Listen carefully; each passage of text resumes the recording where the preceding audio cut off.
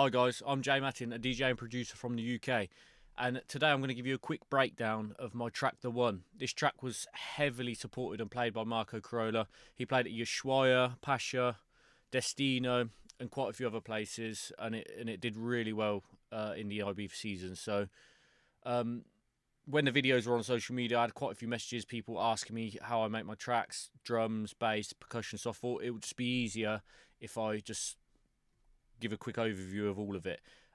This is my first video on YouTube. If you like this type of content, let me know in the comments, and I'll start doing them weekly. I'll do full track breakdowns, how I pick my sounds, how I pick my vocals, how I write synth melodies, how I write bass patterns, what synths I use, where I go to get my drums, and things like that. But today I'm going to keep it very brief. I'm not going to go into too much processing and mixing.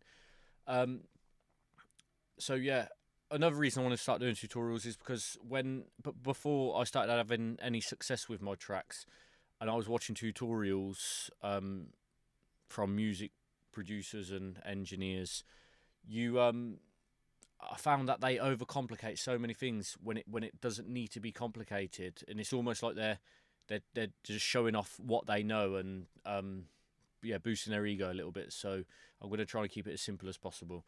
So we start with the kicks from the 909 Roland's VST.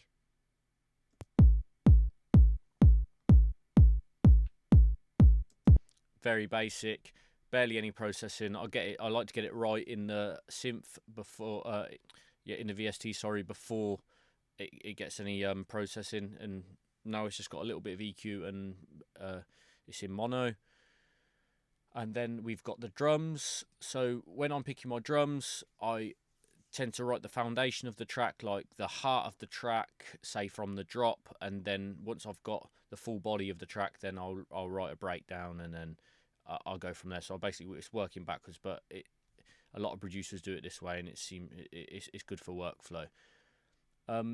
So when I'm picking drums, I used to just throw so many loops, like top loops together, and it kind of just got a little bit messy. And what you'll find is when you're using top loops, each top loop or full drum loop will have its own type of swing, call and response, and when you throw in, like, say 5 to 10 of these together, it can all just get a bit too much. And say if you've got 10 top loops and you put a 909 kick on, the kick probably won't cut through and won't sound punchy enough. But if you use a 909 kick and it's all stripped back, and then you use other sounds from the 909, better if they're from the same kit, because they will really sit well together, and then you build it that way. But in this track, I've got the 909 kick, 808 snare. I like the sharpness of the 808 snare feel at the end of the loop that I've created in a MIDI clip. We've got a closed 808 hi-hat on every 16th note, tiny bit of side chain to the kick,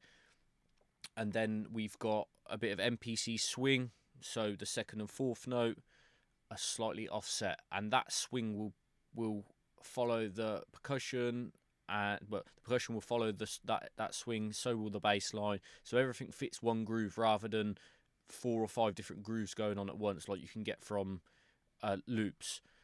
So what I will say is, if you want to add some layers now and you want a top loop to fit your track, put it in and then chop it up and see how the swing is offsetting certain sounds in your track, and then chop the top loop so the sounds where they're offset match the groove of your track. Or if you like the groove of the top loop, extract the swing and then apply it to your MIDI clips, rather than just having loads of different grooves going on. If it works, it works, but I found the best way is to have the majority of the sounds following the same groove. So anyway, enough of waffling. Yeah, let's listen to it with the drums now.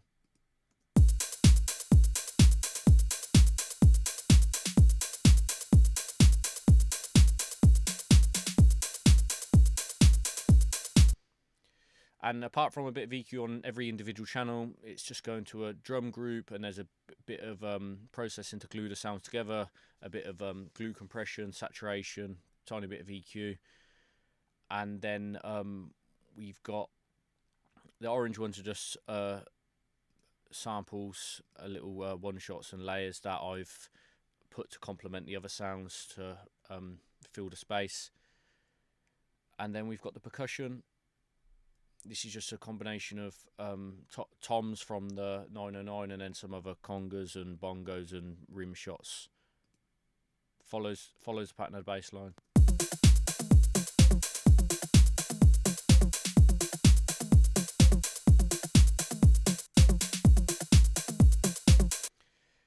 And it's good practice to try and tune your drums to the scale or the root, whatever key you're working in, to avoid key issues. And people will say use your ears, but if you haven't got a musical ear, there's plugins out there to help you tune sounds. I'm not going to go into mixing today, but yeah, let's have a listen to the bass line. I love to use the 303. That's which synth I use for this. I like it because you can really do a lot with the automation, with the cut-off and the resonance in the breaks to add tension and really bring the sound out. So let's have a listen to that now.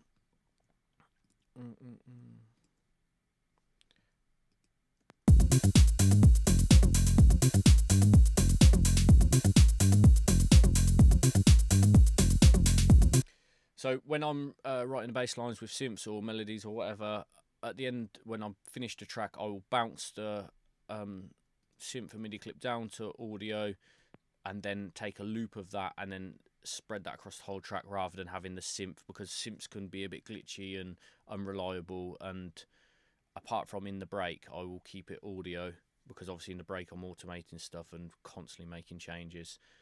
And another thing is, I know it's processing and mixing, but I'm just going to touch on it quickly. When you are mixing the low end, you want the levels to be consistent, and when you are using synths and writing bass lines, etc., the velocity can be the same and look consistent in the actual MIDI clip on the notes, but the levels can fluctuate quite a lot.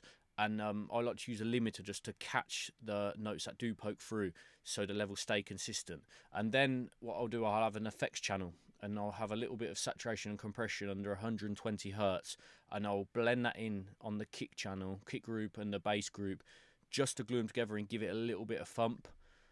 And yeah, so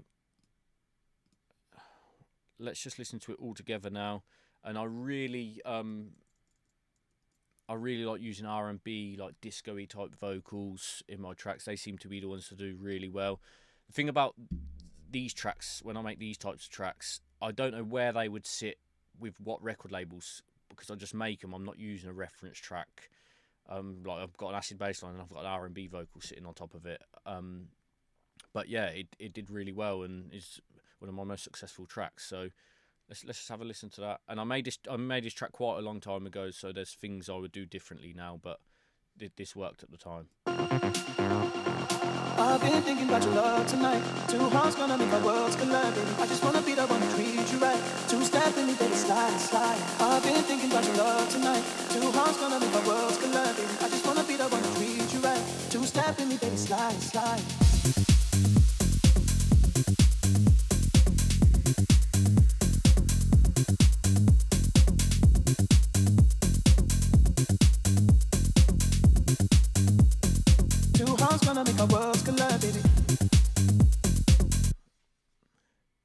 And there's quite a few other things going on. A lot of automation, not too much processing with plugins, but with synths and reverbs and delays and things like that. And I just wanted to basically start doing these videos, because when I was learning how to produce music, I'm still learning now. You don't stop learning, but I feel like a lot of people gatekeep stuff or actually overcomplicate things, and I don't think they need to do that. And yeah, you don't need the latest plugins, you don't need all this equipment. You just need to know when to use certain things, and if you have got an idea and you want to write it, you need to know how to do that.